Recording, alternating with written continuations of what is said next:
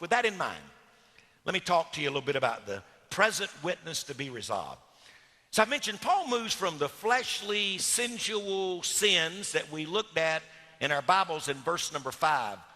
Every one of them, sexual sin, fornication, uncleanness, passion, evil desire, covetousness, which is idolatry.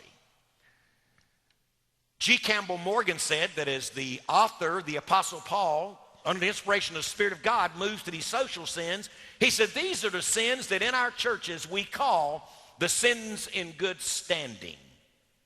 He said we're so accustomed to anger and critical attitudes and lying and coarse humor among believers that we no longer get upset or convicted about these sins.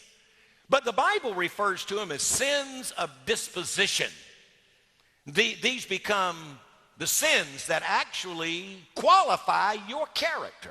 Means if you died today and two men or two ladies were having an honest conversation about you, they say, I really enjoyed being around him, but I'm telling you, old dude just could not tell the truth.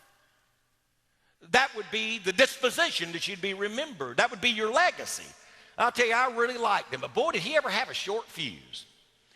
I hate that he died with that deep root of bitterness in his life. He was a good guy. I enjoyed hanging out with him some, but I'll tell you one thing, he was one backbiting fella. Sins of disposition. Now, let me deal with these words in the context of what you are feeling. Now, there can be, you just follow me, but if you've been following me real closely and making notes, you're going to say he's talking out of both sides of his mouth. He defined wrath this way last week, and anger this way.